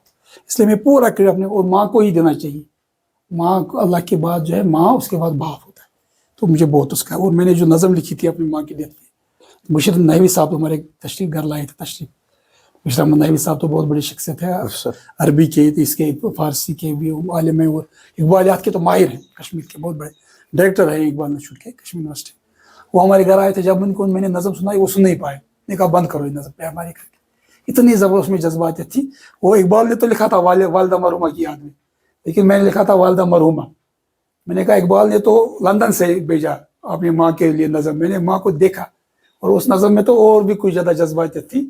तो कहने का मतलब ये है कि माँ को ही देता हूँ मैं वो पूरा क्रेडिट तमाम चीज़ों का, और उसकी वजूहत भी मैंने आपको बताई, तो इसलिए मैं माँ को देता हूँ। अल्लाह का तो है ही एहसान, अल्लाह ने माँ दी, बाप दिए, तो इसलिए सबसे पहले तो अल्लाह का ही शुक्र करूँगा, अल्लाह ही का एहसान है, उसके बाद फिर माँ का एहसान है। तो मैं माँ को क्रेडिट दूँ, पूरी जो भी मेरी ज़िंदगी में कुछ अच्छा आ रही है या मैंने कुछ हासिल किया उनकी दुआओं की वजह से। और मैंने लिखा भी है, जैसे हूँ माँ की दुआएं साथ साथ, यानी ऐसे जैसे माँ की दुआएं, जब वो उनकी डेथ हो गई माँ की, तो मैं उस वक्त, मैं एक दिन पहले घर पे था, तो मैं निकल गया, अब उनकी सेहत कुछ ठीक हो रही थी, तो मैं ड्यूटी गया था। जब मुझे मालूम हुआ तो रास्ते में आप अंदाजा नहीं लगा सकते मैं कितना रो रहा था, और मुझे, मैं गाड़ी भी चला रहा था, रो भी रहा था, हालात इतने ख़राब थे। तो वो अजीब किस्म का एक ताल्लुक उनके साथ, माँ के साथ उनकी जो है बहुत ज़्यादा मेरे ऊपर मेहरबानियाँ रही है। वो तो माँ की रहती है, तो वो कभी कोई अदा कर नहीं सकता, तो इसलिए मैं सबसे ज़्यादा माँ को ही हर चीज़ का जो है इसको देता हूँ, मैं ये पूरा एजाज़ उसी को देता हूँ, माँ को। ठीक है, बिल्कुल हामिद साहब, बच्चे की ज़िंदगी में माँ न हो तो मुझे भी ये कहने में कोई नहीं लगता है कि आदमी, इंसान क्या बन सकता है, क्या नहीं बन सकता है। ये तो माँ ही का कमाल है, जो एक बच्चे को अपने ही कंट्रोल में रखकर باپ نہیں کر سکتا ہے بچے نہیں کو کر سکتا کنٹرول، ہے، نہیں کر نہیں سکتا ہے کر سکتا۔ کنٹرول، ماں ہی کر سکتی ہے بچے کو کنٹرول، اور جو تعلیم ماں دیتی ہے وہی تعلیم بچہ لے لیتا ہے۔ صحیح بات ہے، آپ یہ کا جو کریڈٹ ماں کو جا رہا ہے، کیونکہ ہم ماں کو پہچان نہیں پاتے ہیں کہ ماں کون سی ہستی ہے۔ جیسے دور جدید میں آج کل ایسا ہو رہا ہے کہ ماں کی جو عظمت ہے، جو شخصیت ہے، جو ان کا پیار ہے، جو ان کا وہ ان کا جو ایم ہوتا ہے نا بچے کا، کیا بنانا ہے، کیا بننا ہے، کس طرح اس کو روکتی ہے ہر جگہ سے، یہ مت کرو وہ مت کرو، تو ہم ماں کو پہچان نہیں پاتے ہیں اس دور جدید میں ہمارے جو بچے ہیں۔ چلو ان کے لیے ایک میسیج ہے ماں کا درجہ کیا ہے، تو بحیثیت انسان ہم فائنلی یہاں تک پہنچتے، یہاں فائنلی پہنچ جاتے ہیں کہ ماں کا جو انسانی زندگی میں جو رول ہے وہی سب سے بڑا ہے اور وہی سب سے اچھا بھی ہے۔ تو ٹھیک ہے حمید صاحب، پھر آپ نے کتابوں کا سلسلہ شروع کیا ہے، آپ ایڈیٹر رہے ہیں، جرنلزم بھی آپ نے کیا ہے، آپ کالم نویس بھی رہے ہیں، آپ نے اور بہت کچھ کیا ہے لکھنے میں، تو یہ لکھنے کا سلسلہ، کتابوں کا سلسلہ کس طرح سے شروع کیا آپ نے؟ آپ کو بتایا کہ جب میں بچہ تھا، سوپور دوب ڈاک اسکول میں پڑھتا تھا، پتہ نہیں شروع سے مجھے شوق تھا کہ میں مصنف بنوں گا۔ پہلے ہیرو بننے کا شوق تھا، وہ بھی ایک زمانہ تھا۔ اچھا، فلمی ہیرو، ہاں، اچھا کیونکہ اس میں وجہ یہ تھی کہ میرے والد صاحب چونکہ خواجہ سبز پنڈت مرحوم کے ہاں کام کرتے تھے، مینیجر تھے ان کی جوائنری مل کے، اور ان کے ساتھ تھوڑا سا مراسم بھی تھے، رشتہ داری کے بھی تھے، تو ہم ہر اتوار کو میرے بڑے بھائی اور میں آیا کرتے تھے یہاں پر سوپور میں ہی، میرے والد صاحب رہتے تھے، مل میں ہی رہتے تھے، وہ جوائنری مل میں ہی رہتے تھے، تو ہم آتے تھے ہر اتوار کو اور اپنے والد صاحب کے پاس وہاں کھانا وانا بھی کھاتے تھے، پھر فلم بھی دیکھتے تھے۔ اب سمجھ ٹاکی تو تھی یا آپ جانتے ہیں، تو وہاں پر حبیب اللہ پنڈت صاحب مرحوم اللہ مغفرت فرمائے، تو وہاں پر بالکنی میں بیٹھ کے ان کے ساتھ ہم بیٹھ کے، جہاں سے وہ کنٹرول کرتے تھے، وہاں بیٹھ کے چائے وائے بھی آتی تھی ہمارے، مذہب فلم بھی دیکھتے تھے، 2-2 3 شو دیکھتے تھے۔ اس سمجھ میں مذہب کی طرف اتنا رجحان نہیں تھا میرا، میں نے کہا میٹرک تک میں نے ناظرہ قرآن بھی نہیں پڑھا۔ تو میرے بھائی صاحب، بڑے بھائی صاحب غلام نبی مہاراجی صاحب، وہ فلم بھی دیکھتے تھے، لباس بھی پڑھتے تھے، تو ان کا عجیب معاملہ تھا۔ جب عصر کا وقت ہو گیا تو انٹرویو ہو گیا، دوڑتے ہوئے لباس پڑھ کے آئے، دوڑتے ہوئے واپس آ گئے۔ وہ خدا کو بھی خوش رکھتے تھے اور سنیما والوں کو بھی خوش رکھتے تھے۔ میرا معاملہ یہ تھا کہ میں نماز نہیں پڑھتا، میں صرف فلمیں دیکھتا تھا، 2 بار 3 بار کھانے خدا ہم نے پتہ نہیں کتنی بار دیکھی تھی جب بھائی، اور وہ رام اور شام اور پتہ نہیں ہاتھی میرے ساتھی اور یہ سب، اور یہی، اور پھر میرا یہ مزاج تھا کہ جب میں فلم دیکھتا تھا پھر میں اپنے نوجوان، میرے جو ہم عمر نوجوان ہوتے تھے نا، ان کو جمع کرتا، ان کو سٹوری سناتا فلم کی، اور کبھی دارا سنگھ کی کہانیاں سنا، کبھی کچھ عجیب سا معاملہ، سنسنی خیز عجیب قسم کا معاملہ کہانیاں۔ تھا۔ بہرحال اس کے بعد جو ہے پھر وہ ہو گیا سلسلہ، تو یہ ایک دور یہ تھا۔ پھر اس کے بعد جب میں پاس بھی نہیں ہوتا تھا اپنے زوروں سے، پھر میرے مطلب ماموں اللہ مغفرت فرمائے، بڑے ان کے اثردار تھے وہ ہمارے دواب گاہ میں، ان کا اثر تھا، اچھا وہ جاگیر پہ بھی بارہ، تو وہ جاتے تھے پرنسپل صاحب کے پاس، ہیڈ ماسٹر صاحب ان کو پاس کرنا ہے، ہیڈ ماسٹر صاحب کی ضرورت انہوں نے نہ کہ سوال ہی دی، ان کا اپنا اثر تھا ایسا، وہ بھی تھے ایسے ہی آدمی اللہ مغفرت فرمائے۔ تو بہرحال میں اپنے زور سے پاس بھی نہیں ہوتا تھا 7 سے 8 جماعت تک، لیکن جب میں 9ویں جماعت میں پہنچ گیا تو ایک ہمارے یہاں رسالہ آتا تھا، عبد الرحمن ڈار صاحب ہمارے دواب گاہ کے بڑے ہی اچھے انسان ہیں ماشاءاللہ، ان سے میں نے پڑھا بھی، ان سے بہت سیکھا بھی، ان کے پاس یہ رسائل آتے تھے، نور آتا تھا، باقی چیزیں آتی، تو میں نور پڑھتا تھا، اس میں لکھا ہوتا تھا کہ آدمی اپنے زور سے پاس ہو جائے تو بڑی خوشی ہوتی ہے، اچھا لگتا ہے، لوگ عزت کرتے ہیں۔ میں نے کہا میں بھی کیوں نہ محنت کروں، تو میری زندگی بدل گئی۔ اب میٹرک میں نے کہا مجھے پڑھنا ہے، اب میں نے محنت کرنا شروع کر دیا، اچھا ڈویژن مجھے ملا میٹرک میں نے پڑھنا شروع کیا، اب نمازیں شروع ہو گئی، فلمیں ختم، اب دوسرا دور شروع ہو گیا کہ اللہ والے بنوں گا، ہیرو تو بنا نہیں، اب اللہ والے بنوں گا، وہ دوسرا دور، وہ ایکسٹریم ایک، دوسرا ایکسٹریم ایک، بہرحال نہ میں اللہ والا بنا اور نہ میں ہیرو بنا۔ پھر میں نے یہاں سے BA کیا سپر کالج، تو مجھے شوق تھا کہ میں اب مصنف بنوں، اور میں ایسے لکھتا تھا پیج پہ، کتاب کا نام لکھا اور نیچے لکھا مصنف حمید نسیم، حمید نسیم میں نے نام رکھا۔ اب یہ حمید نسیم میں نے کیوں نام رکھا، اب یہ بھی بڑا انٹرسٹنگ، ہمارے استاد تھے وہاں عبدالغنی خورو صاحب، سوپور دواب گاہ میں، سری نگر میں، وہ ہمیں ٹیوشن پڑھاتے تھے گھر، تو ان کے پاس میں پڑھنے جاتا تھا وہ، تو اب وہ کہتے ہیں میں شاعری کرتا ہوں، میں نے نسیم الغنی اپنا نام رکھا ہے۔ میں نے کہا کیوں رکھا ہے، کہا میں شاعری کروں، میں کون سی شاعری کرتا ہوں، اب میں ذرا تیز تھا بچپنے سے، اس نے کہا کرتا ہوں، تو میں نے کہا ٹھیک ہے ہم ذرا مقابلہ کریں، جس کا اپنا شعر ہوگا اس کو یہ تخلص دیں گے نسیم۔ اب ان کے ریلیٹو تھے تو ہم نے شاعری کی، اس نے پتہ نہیں ہے وہ ایک وہ گاڑیوں پہ شعر ہوتا ہے نا، لگا کر تیل زلفوں میں برباد کرتے، کوئی ایسا شعر سنایا تو میں نے اپنا شعر سنایا. تو ان کے ہی رشتہ دار نے کہا نہیں بھائی یہ تو آپ کا اپنا شعر نہیں, ان سے کہا اور آپ نے مجھے کہا کہ آپ کا ہی اپنا ہے. تو میں نے کہا اب مجھے آپ کا تخلص مجھے چاہیے. تو انہوں نے کہا ٹھیک ہے لے لو آپ. اب میں نے حمید نسیم رکھا. اب حمید نسیم کے نام سے میں لکھنا شروع کیا. تو سب سے پہلے میں لکھتا تھا ترجمہ الحق میں, آپ تو جانتے ہوں گے ترجمہ الحق میں لکھتا تھا. میں نے ایک بار مضمون لکھا, اس میں نے چھایا کیا اور میں کہتا دنیا کا سب سے بڑا مصنف اگر کوئی ہے تو میں ہوں. آدمی کو تقویت ہوتا بچپنے میں. اس کے بعد میں لکھتا رہا. پھر میں نے ترجمہ کیا جمال افغانی کے مقالات کا, جو سپر کالج میں جب میں تھا عربی سے اردو ترجمہ کرتا تھا, وہ چھپتے تھے اس میں. پھر میں مضامین لکھتا تھا, یوسف قرضاوی کے مضامین کا ترجمہ میں نے کیا. عبداللہ بن سبائل جو خانہ کعبہ کے امام ہیں ان کے مضامین کا, کیونکہ میرے پاس آتا تھا رابطہ عالم اسلامی کا اخبار آتا تھا میرے پاس عربی میں, اس کا میں ترجمہ کرتا اور میں چھاپتا. اور اب میں جس اپنی گائے کو لیتا, ہماری چھوٹی گائے تھی اس کو میں لے جاتا تھا باغ میں اور وہ اپنا گھاس چرتی تھی, میں اپنا لکھتا رہتا تھا, ترجمہ کرتا تھا اور بیچتا تھا اخباروں میں, لکھتا تھا, چھپتا تھا وہ. تو اس طرح سے جو ہے میرا سلسلہ شروع ہوا تھا. پھر میں نے پمپلیٹ لکھا جب میں بی اے میں تھا, سپر کالج میں پڑھتا تھا. تو میں نے لکھا ایک پمپلیٹ لکھا, میں نے اپنے استاد کو دکھایا فاروق بخاری صاحب. انہوں نے کہا اس میں تو کچھ خامیاں بھی, لیکن انہوں نے خامیاں دور کر کے کہا کہ اس کو ٹھیک ہے آپ. تو پھر میں نے چھپایا آپ کا جو پبلک پریس سے ہمارے رشید صاحب کے ہاتھ سے چھپایا. وہ 16 پیج کا مضمون تھا اور میں دنیا بھر کو کہتا تھا کہ دیکھو میری کتاب چھپ گئی. پوری دنیا کو دکھا رہا تھا, میری شوق تھا, عجیب قسم کا جنون تھا. تو وہ چھپ گیا 16 پیج کا, وہ شروعات ہو گئی. اس کے بعد پھر میں جب علی گڑھ گیا, پھر JNU گیا, تو وہاں سے میری پھر کتاب چھپ گئی دیوبند سے, اسلام کا یعنی ہجرت کا اسلامی تصور. اس میں مولا تقی ابن صاحب نے فارورڈ لکھا. اور پھر اس کا جو ہے دوسرا ایڈیشن آ گیا دلی سے, پھر اس کا ایڈیشن باقی جگہوں سے بھی آیا, اس کا ترجمہ بھی ہوا. تو اس طرح سے میرا سلسلہ شروع ہو گیا لکھنے کا. لیکن بچپن سے مجھے شوق تھا کہ مجھے ایک مصنف بننا ہے, اور اس شوق کو ابھارنے میں سب سے زیادہ رول جو ہے میرے استاد فاروق بخاری رحمۃ اللہ نے ادا کیا, اس میں کوئی شک نہیں. پھر تقی ابن صاحب کے ساتھ بھی رہا, اور باقی جو اساتذہ میرے تھے انہیں میرے شوق کو بڑی مہمیز دے دی. تو پھر میں نے باقاعدہ لکھنا شروع کیا. ہر سال ایک دو تین کتابیں چھپتی تھی, اور دلی سے بھی چھپی ہے, دیوبند سے بھی چھپی ہے, لاہور سے بھی چھپی ہے میری کتابیں, تو الگ, اور باہر سے بھی چھپے ہیں میرے مقالات.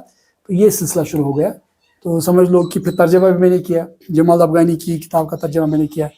وہ میں نے BA سے شروع کیا تھا, سپر کالج میں جب میں تھا, لیکن چھپ گیا وہ جب میں لیکچرر بن گیا تھا کشمیر یونیورسٹی میں. وہ چھاپا ہے JK پبلشرز نے سری نگر سے.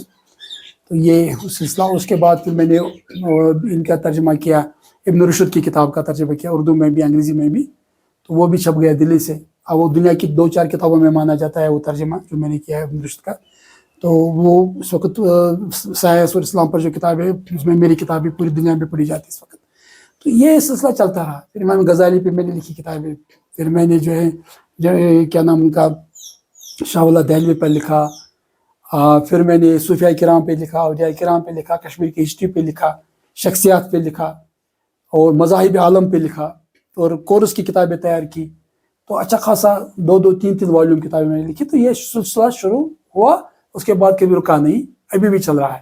ہر سال 1-2 کتابیں شائع ہوتی ہیں. اللہ کا شکر. اللہ کی دین ہے کہ اس نے آپ جیسے شخصیتوں کو جنم دیا ہے کہ آپ ابھی لکھ رہے ہیں, بدستور لکھ رہے ہیں. جیسے کہ آپ پہلے فلمی دنیا سے راغب تھے, پھر وہاں سے نکل کر آپ ایک اور دنیا میں آپ نے قدم رکھا ہے, وہ ہے اسلامی دنیا. پھر اسلامی دنیا سے آپ اور آگے بڑھے ہیں, تصانیف کی دنیا میں آئے ہیں. تصانیف میں آپ نے بہت ساری کتابیں لکھی ہیں اور ایک بڑا نام پیدا کیا ہے. یہ اسی کی دین ہے. تو اس کے بعد آپ تصوف میں آ گئے. تصوف میں آپ نے زیادہ لکھنا چاہا, تصوف میں آپ نے زیادہ یہ رہنا چاہا, تصوف میں آپ نے زیادہ کچھ حاصل کرنا چاہا. وہ کیسے آپ کے یہ دل میں یہ خواہش پیدا ہوئی کہ آپ تصوف کی طرف ہی جائیں؟ کیونکہ جیسے میں پہلے عرض کیا نا کہ ایک تو میرے اساتذہ کا بھی اس میں اثر رہا ہے. یہ جو فاروق بخاری صاحب اکثر ذکر فرمایا کرتے ہیں. پھر میرے یہاں پر بشیر صاحب جو ہمارے رشتہ دار تھے, ان کا بھی اس میں اچھا خاصا اثر رہا. پھر یہ بات یہ ہو گئی کہ مجھے ٹاپک ہی دیا گیا پڑھانے کے لیے. ہمیشہ مجھے یہ سبجیکٹ دیا کہ آپ تصوف پڑھائی, فلسفہ پڑھائی. تو اس لیے لگ رہا تھا کہ جیسے اللہ کی طرف سے بھی کچھ ایسا ہے کہ مجھے یہی کرنا ہے, یہی کام کرنا. تو یہ پڑھتا. اور پھر امام غزالی پر کام کیا میں نے PhD وغیرہ کا. تو غزالی تو بہرحال صوفی تھے ہی, ان کی زندگی میں بڑی تبدیلی آئی. پہلے وہ ایک دنیا میں تھے, اس کے بعد دوسری دنیا میں چلے گئے, روحانیت کی دنیا میں. تو اس لیے اس طرح سے جو ہے وہاں میں راغب تھا شروع سے ہی، اور میں تلاش کر رہا تھا کہ کوئی مجھے ملے ایسا، کیونکہ بزرگان دین کی تعلیمات پڑھی تھی میں نے، تو میں نے دیکھا تھا یہ اپنی زندگی میں کیسی تبدیلی آئی ان کی، تو اس لیے میں تلاش کرتا رہتا تھا کوئی ایسا ملے جو مجھے رہبری کرے. ملے ایسے، اللہ کا شکر ہے، جیسے میں نے ذکر کیا ملے مجھے، باقاعدہ بھی ملے اور ایسے بھی ملے. تو اس وجہ سے تھوڑا مجھے لگا کہ یہ دنیا جو ہے یہ بہت ضروری ہے، آخر دنیا تو وہی ہے روحانیت کی. یہ دنیا کا نام و نمود شہرت یہ ختم ہونے والی، یہ پیسہ، یہ اولاد، یہ گھر، یہ سب کچھ ختم ہونے والا ہے تو اللہ کے پاس جانا ایک دن، اور وہاں پر آدمی کو تیاری کر کے جانا چاہیے، اور وہ اپنی روح کو صاف کر کے پاک کر کے جانا چاہیے، کہ دنیا کی آلائشوں سے بچا کے جانا چاہیے. تو اس طرف رغبت تھی. لیکن مطلب کچھ انسان بہرحال مکمل تو کوئی ہوتا نہیں، خامیاں بہت ہوتی ہیں، لیکن بار بار واپس مل جاتا تھا اس کی طرف، اگر کبھی کوئی کمی آ گئی دوبارہ جاتا تھا. نہیں، اللہ کی طرف سے ہی کوئی ایسا احسان تھا. اور مجھے لگا ہے کہ میرے گھر والوں نے کہا تھا کہ جب میں بچہ تھا چھوٹا، تو یہاں پر ایک ہمصاب یاری تھے، یاری کے ہمصاب تھے، تو میں ان کے یہاں گیا تھا، مجھے والدین لے گئے تھے وہاں. تو انہوں نے کچھ میرے منہ میں ڈالا تھا، کوئی لاب واب ڈالی تھی، کوئی کھانے کی چیز ڈالی. تو اس لیے مجھے وہ تو اس کی طرف وہ کچھ لوگ کرے، یہ بھی ایک وجہ ہوتی ہے. بہرحال اللہ جانتا ہے بہتر، میں نے بتایا مجھے والدین نے، مجھے پتہ نہیں. تو ایک وہ رہا ہے سلسلہ اس طرح سے. یہاں ہمارے سوپور میں دوابگا میں ہمارے ایک سلطان صاحب کو آپ جانتے ہوں گے، اب نہیں رہے بیچارے، وفات پا چکے. وہ ہمیشہ مجھے کہتے اللہ والے، اللہ والے، مجھے اللہ والے کہتے، اللہ والے. ارے وہ پہلے میں ایک زمانے میں اللہ والے کہتا تھا کہ مجھے اللہ والے کے پاس جانا ہے، لیکن وہ آخر وقت تک مجھے کہتے تھے. تو پتہ نہیں وہ ان کا جب بھی مجھے ملتے تھے اس کا ابھی تک ذہن میں یہ بات تھی. لیکن بہرحال یہ کہنا تو آسان ہوتا ہے، اس پہ قائم رہنا اور پھر اس پہ پورا اترنا بڑا مشکل ہوتا ہے. ہم لوگ تو گناہ گار لوگ ہیں، اللہ اگر اپنی رحمت سے نوازے تو آدمی تو ایک دن بھی قائم نہیں رہ سکتا ہے دین کے راستے پہ، اور پھر وحدت کا راستہ اتنا آسان بھی نہیں ہوتا ہے. لیکن یہ کہ اللہ کا شکر رغبت ہے، کیونکہ جیسے رسول اللہ نے فرمایا المرء مع من احب، یعنی آدمی اس کے ساتھ ہوگا جس کے ساتھ محبت ہوگی. تو محبت ہے ہم لوگوں کے ساتھ، کیونکہ انہوں نے دین کا اتنا اچھا کام کیا ہے، انہی کی وجہ سے ہم مسلمان بھی ہیں. اور ان کا کوئی ذاتی غرض نہیں تھی، کوئی مقصد نہیں تھا، جو بھی کام کیا اللہ کی رضا کے لیے کیا. جب سیلاب ہو گیا 1914 میں، تو اس وقت میں سوپور سری نگر سے یہاں آیا، اپنے گھر گیا. تو میں نے عجیب معاملہ کیا کہ جتنے ہمارے آس پاس کے بزرگان دین ہیں، مثلاً سعد صاحب ہیں ہمارے، شہاب الدین صاحب وہاں بخاری رحمۃ اللہ اچھبل میں، یا وہاں کلندر صاحب کا آستان بھی ہے نزدیکی وہاں، یا اسی طرح سے وہ کہتے کرتال سنگھ کا باغ جو ہے دوابگا میں، وہاں بھی ایک بزرگ دفن ہے وہاں. تو میں ان تمام جگہوں پہ گیا. میں سوچ رہا تھا کہ یہ ان تنہائی کی جگہوں پہ چلے گئے، اس زمانے میں آئے تھے جبکہ کوئی بستی نہیں تھی. تو یہ کیوں آئے تھے اتنے دور سے؟ کوئی بغداد سے آیا، کوئی سنتل ایشیا سے آیا، کوئی ایران سے آیا، کیوں آئے تھے یہاں؟ ایک مشن لے کے آئے تھے، اللہ کی رضا کے لیے آئے تھے، کوئی ذاتی غرض ان کو. پھر جب میں نے مطالعہ بھی کیا، اسٹڈی بھی کیا، تو مجھے لگا کہ یہ راستہ بہت امپورٹنٹ راستہ ہے. ٹھیک ہے لوگوں نے بہت ساری چیزیں ملائی بھی اس میں، لیکن جو صحیح تصوف کا راستہ ہے، روحانیت کا راستہ ہے، اس کو احسان کہتے ہیں، وہ بہت اہم ہے اور سب کے لیے بہت ضروری ہے وہ. تو اس طرح جو ہے مجھے لگا کہ یہ ایک ایسا راستہ ہے جس کو ہمیں تلاش کرنا چاہیے. اور اگر ہم ایسے لوگوں کو تلاش کریں، ان کی تعلیمات کو سمجھیں، تو وہاں ہمیں دین بھی ملے گا، ہمیں ایمان بھی ملے گا، ہمیں احسان بھی ملے گا، ہمیں اسلام بھی ملے گا. کیونکہ ان لوگوں نے صحیح معنی میں جو ہے دین کی خدمت بھی کی ہے اور اللہ تعالیٰ کی معرفت بھی حاصل کی ہے، اور اپنے نفس کو بھی پاک صاف کیا ہے، اور پھر لوگوں کی تربیت بھی کی ہے، ان کا تزکیہ بھی کیا ہے، اور پھر تبلیغ دین کے لیے بڑی کوششیں کی ہے. اور ان کی وجہ سے دنیا میں اسلام پھیلا ہے. یہ تلوار سے نہیں پھیلا ہے، جنگ سے نہیں پھیلا ہے. یہ دیکھیے آپ مثلا انڈونیشیا کو دیکھیے، میں جاتا رہتا ہوں انڈونیشیا بہت بغیر، میں وہاں جگہ میں وہاں بہت بار میں وہاں ایز اے وزٹنگ پروفیسر گیا، وزٹنگ پروفیسر کئی سال. اور ایسے انڈونیشیا گیا، ملیشیا گیا، ترکی گیا. تو وہاں پر بھی آپ دیکھیے کہ کس طرح سے ان بزرگان دین نے جو ہے دین کی تعلیمات کو پھیلایا. اور بالکل بزنس کے لیے گئے تھے ملیشیا، انڈونیشیا، لیکن وہاں سے دین کو ہی پھیلایا. ان کے اخلاق کو دیکھیے، ان کے کردار کو دیکھیے، لوگوں سمجھ. یہاں بھی کشمیر میں بھی شاہ ہمدان احمد تشریف لائے اپنے 700 سادات کے ساتھ، اور ان کے بیٹے پھر بعد میں آ گئے 300 سادات کے ساتھ. اس میں سادات ہی نہیں تھے، اس میں کاریگر بھی تھے. اور اس میں نے باقاعدہ مضمون لکھا ہے role of Shah Hamdan in the advancement of arts and crafts in Kashmir. میرے آرٹیکل ہیں باقاعدہ، میں کتاب میں نے لکھا ہے. یعنی انہوں نے یہاں پر ہمیں ہنر دے دیا، کسب دے دیا، سب کچھ دے دیا، لیکن اس کے ساتھ ساتھ دین دے دیا. داد علم و سنت و تہذیب و دین، جیسے ایک بار خطہ راہ شاہ دریا آستی، داد علم و سنت و تہذیب و دین. جو دریا کے کنارے پہ جو بیٹھے رہے حضرت شاہ ہمدان رحمۃ اللہ، انہوں نے کشمیر کو علم بھی دیا، دین بھی دیا، تہذیب بھی دیا، سند بھی دی. اتنا کچھ لے کے آئے، دین اور دنیا دونوں ہے انہوں نے ہمیں کو دیا ہے. اور وہ اللہ کی رضا کے لیے کر رہے تھے، کوئی ذاتی مفاد نہیں تھا ان کو. اتنی تکلیفیں برداشت کی. تو یہ ایک راستہ تھا جو نبی صلی اللہ علیہ وسلم کا راستہ تھا, اسلام کا راستہ تھا, اس پہ وہ چل رہے تھے بے نفسی کے ساتھ, کوئی ذاتی غرض. تو اس لیے شروع سے ہی مجھے ان کے ساتھ ایک محبت تھی, ایک تعلق تھا. حالانکہ میں تو کچھ حاصل نہیں کر پایا اتنا ان کی بزرگی کے جتنے نشانات ہیں ان میں سے اگر کوئی تھوڑا سا نشان انسان کو مل جائے بہت, لیکن یہ کہ کوشش کی انسان کو چلنے کی, مطلب جیسے مطلب میں نے ان کے ساتھ محبت رکھنے کی, ان کے ساتھ تعلق رکھنے کی, ان پر لکھنے کی, ان کی تعلیمات کو عام کرنے کی, جتنا آدمی کر سکتا ہے. مجبوریاں انسان کی ہوتی, کمزوری اپنی جگہ ہوتی ہے. تو اس لیے ایک تعلق شروع سے ہی تھا, کچھ تھا سلسلہ. پھر جب مطالعہ کیا, پھر پی ایچ ڈی کیا, لوگوں سے ملے جلے, تو اسے اور بڑھ گیا تھوڑا. لیکن میں یہ اعتراف کرتا ہوں کہ جو حاصل کرنا چاہیے تھا میں حاصل نہیں کر پایا. لیکن میں یہی کہوں گا کہ نسبت ان کے ساتھ ہے, بس یہ بڑی بات ہے. حمید صاحب, ایک میسیج گئی ہے لوگوں میں, خاص کر میں مسلم ورلڈ کی بات کر رہا ہوں, تصوف پر. تصوف ایک چیز ہے, شریعت دوسری چیز ہے. اسپریچول پاور ایک اور الگ سبجیکٹ ہے, اور دین الگ سبجیکٹ ہے. اگر آپ مختصر سا اس میں یہ ڈیفائن کریں گے کہ جو تصوف ہے کیا چیز ہے, یہ تصوف دیکھیے ہے اصل کیا یہ؟ بالکل یہ بہت اچھا آپ نے سوال پوچھا مجھ سے, کیونکہ دیکھو میں تھوڑا سا پریشان بھی ہوتا ہوں کبھی کبھی. اب کچھ لوگ ہر چیز کو تصوف کہتے ہیں. کوئی آدمی اگر بھنگ پیتا ہے, چرس پیتا ہے اور نماز نہیں پڑھتا ہے, گندا رہتا ہے, اس کو بھی لوگ صوفی کہتے ہیں. بھائی یہ کون سا تصوف؟ یا بعض لوگ کہتے ہیں شریعت کی مخالفت کرتے, کہتے ہیں ہم نماز نہیں پڑھیں گے, ہمیں نماز کی ضرورت, ہم نماز سے فارغ ہو گئے, ہم نماز سے آزاد ہو گئے. ایسے بھی میں نے لوگوں کو دیکھا ہے, ایسی باتیں لوگوں نے کہی بھی. یا بعض لوگ کہتے ہیں طریقت الگ ہے, شریعت الگ ہے, محبت الگ ہے, معرفت الگ ہے, یہ کیا ہو گیا؟ لیکن جس تصوف کا میں نے مطالعہ کیا ہے, جس کو میں نے سمجھا ہے, وہ تو احسان کے علاوہ کچھ ہے ہی نہیں.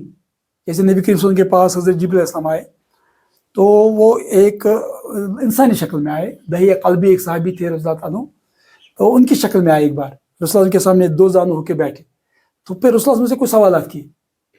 ایک سوال پوچھا, مال ایمان یا رسول اللہ, ایمان کیا ہے؟ مال اسلام, اسلام کیا ہے؟ مال احسان, احسان کیا ہے؟ تو رسول اللہ نے تینوں سوالوں کا جواب دیا. پھر فرمایا کہ احسان کیا ہے؟ رسول اللہ نے فرمایا ان تعبد اللہ کا انک تراہ, اللہ کی عبادت ایسے کرو جیسے اس کو دیکھ رہے ہو. فَإِن لَمْ تَكُنْ تَرَاهُ فَإِنَّهُ يَرَاكَ, اگر آپ اللہ کو دیکھ نہیں سکتے ہو, یہ سمجھو وہ آپ کو دیکھ رہا ہے. یہ احسان ہے. تو ہمارے جتنے بڑے بڑے بزرگ گزرے ہیں, اس میں شاہ اللہ دہلوی رحمۃ اللہ خاص طور سے, وہ کہتے ہیں کہ اصل میں تصوف مت کہو بلکہ احسان کہو, ایک ہی بات ہے.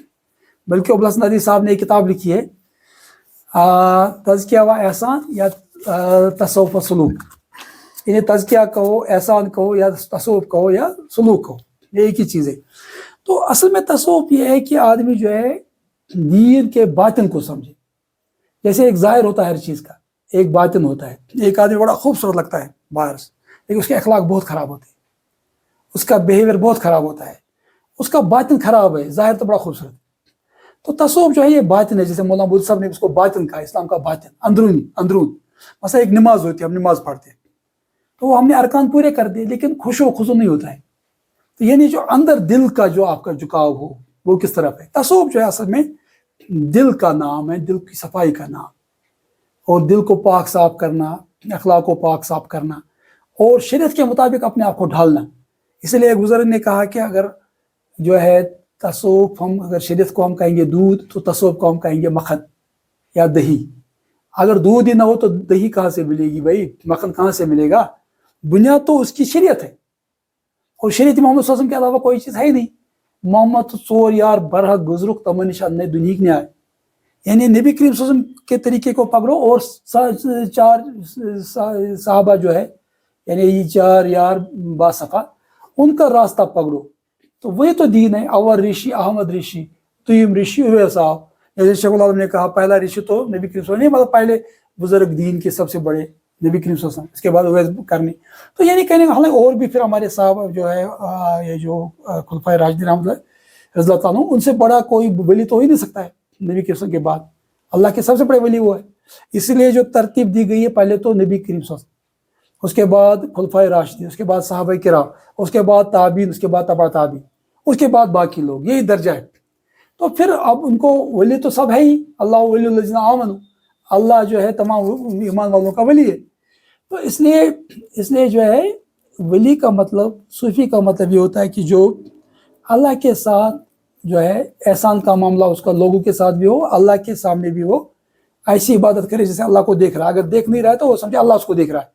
اس قسم کا تعلق جو باطنی تعلق ہے, دل کا تعلق ہوتا ہے, روح کا تعلق ہوتا ہے, ظاہری تعلق ہی نہیں بلکہ خشوع خضوع, تزکیہ اور تقوی اپنے اندر پیدا کرنا. صرف ظاہری شریعت کو نہیں اپنانا بلکہ شریعت کے مغز کو سمجھنا, مقصد کیا ہے, ایسنس کیا ہے, تو جس کو اسرار شریعت کہتے ہیں شاہ اللہ دہلوی اور امام غزالی رحمۃ اللہ, ان کو سمجھنا اور جو ان کو سمجھ کے ان پہ چلے, اور جو اس کو ہم کہتے ہیں کہ مغز جو دین کا ہے اس کو سمجھے, اور پھر دین کی ایسنس کیا ہے, ظاہر داری نہ ہو, خلوص ہو, اخلاص ہو.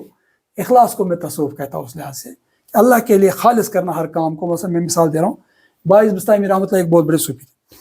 اب انہوں نے کچھ ایسے اقوال بھی فرمائے, شتیات کو کہتے ہیں, یعنی کبھی ایسی حالت ہوتی تھی مطلب انٹاکسیکیشن کی, ایسی بات کہتی لوگ کہتے ہیں تو شریعت کے خلاف جا رہی, لیکن یہ ان کی اپنی حالت ہوتی تھی اس وقت. دیکھیے آپ کسی سے محبت آدمی کرتا ہے تو پھر وہ بہت ساری ایسی باتیں اس کے ساتھ کرتا ہے کہ آدمی دوسرا آدمی سنے گا تو اوپر ہو جائے گا, اس کو کیا ہو گیا.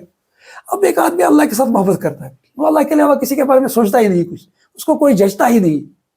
یہاں تو لوگ اپنے بچے کے ساتھ ایسی محبت کرتے ہیں کہ اگر بچے کے بارے میں کوئی کچھ کہے تو قتل کر دیتے, یا کچھ لوگ دنیا پرست اتنے ہوتے ہیں کہ رشتہ داری کو چھوڑ دیتے, ماں باپ کو چھوڑ دیتے. جس کو اللہ کے ساتھ محبت ہو وہ تو اس کے لیے سب کو چھوڑ دیتا ہے. اب ایک آدمی بالکل گم ہو گیا اللہ کی یاد میں تو اس کو ججتا ہی نہیں کوئی, کسی کو مانتا ہی نہیں. جیسے باعث بستامی کی میں مثال آپ کو دے رہا ہوں, تو باعث بستامی جو ہے حضرت جعفر صادق رضی اللہ عنہ کے پاس پڑھتے تھے, تو ایک بار ان کو جعفر صادق نے کہا کہ کتاب لے کے آؤ. کوئی کتاب کہی انہوں نے کہا کہاں ہے کتاب, انہوں نے کہا تاکچے پر. کہا تاکچہ کہاں؟ کہا آپ 8 سال میرے ساتھ رہے ہو, آپ بتا نا تاکچہ کہاں کتاب کا. کہا کہ میں تو آپ کے چہرے مبارک کی طرف دیکھ نہیں پا رہا ہوں, تو میں دائیں بائیں کیا دیکھوں, تاکچہ کہاں. کہا جاؤ تم مکمل ہو گئے. اتنا ان کا کنسنٹریشن ہوتا ہے. کبھی کبھی ان کی حالت ایسی ہوتی تھی نا کہ وہ گھر میں ہوتے تھے, ان کا نوکر کھٹکھٹا تھا دروازہ, کہ کہتے کون ہے؟ کہا کہ میں آپ کا نوکر ہوں. کہا کس کا نوکر؟ کہا باعزت. کہا باعزت کون ہے؟ پھر بعد میں جب وہ اپنے حال میں آتے تھے نا واپس, تو ان سے پوچھتا تھا نوکر کیا آپ یہ کیا کہے تھے؟ میں تو کہا کہ میں باعزت بھی باعزت کو نہیں جانتا ہے. پھر وہ کہتے تھے کہ میں اللہ کی یاد میں, مجھے پتہ ہی نہیں صبح کب ہوتی اور شام کب ہوتی. وہ اللہ کی یاد میں اتنے گمسم ہوتے, وہ دوسرے لوگوں کے بارے میں کیا ہے سوچے. اتنا ہے بھی اللہ کی ذات ایسی کہ اس میں آدمی کو گم ہونا چاہیے. یہاں تو لوگ معمولی چیزوں سے محبت کرتے تو سب کو بھول جاتے. تو اللہ کی محبت جب آدمی کے دل میں پیدا ہو جائے وہ دوسری چیزوں کی کیا اہمیت ہے. ایک بار باعث بستامی نے سنا کہ کوئی بزرگ آئے مسجد میں, تو نے کہا میں ان سے ملنے جاؤں. جب وہاں ملنے گئے تو دیکھا کہ تھوک رہا ہے کھڑکی سے. کہا کہ یہ کیسے ہو سکتا ہے ولی جو سنت پہ عمل نہیں کرتا ہے. پھر نہیں ملے ان سے. پھر جب راستے جاتے تھے نہ دائیں دیکھتے نہ بائیں دیکھتے. کہا اللہ کے گھر جا رہا ہوں. ادب احترام سب کچھ اللہ کے ساتھ کنسنٹریشن, تو یاد دلائی. تو یہ تصوف اصل میں یہ ہے کہ آدمی اللہ کے لیے اخلاص کے ساتھ کام کرے, کوئی ذاتی غرض نہ ہو. آپ اپنے دل کو پاک صاف کرے.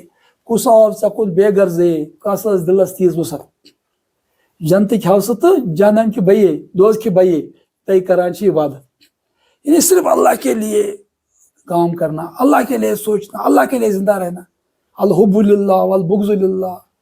تو یہ نہیں خدا کے لیے محبت بھی, خدا کے لیے حسد بھی, خدا کے لیے سب کچھ کرنا. جیسے شیخ عبدالقادر جیلانی نے فرمایا کہ اسی حدیث کی تشریح میں کہا کہ دوستی کرے تو اللہ کے لیے, دشمنی کرے تو اللہ کے لیے, زندہ رہے تو اللہ کے لیے. تو یہ ہوتا ہے اصل میں صحیح معنی میں احسان تصوف. باقی لوگ اب ہر چیز کو لوگ تصوف ہے. صوفی نے یہی فرمایا کہ ایک زمانے میں تصوف تھا, اس کا کوئی نام ہی نہیں تھا, لیکن حقیقت تھی.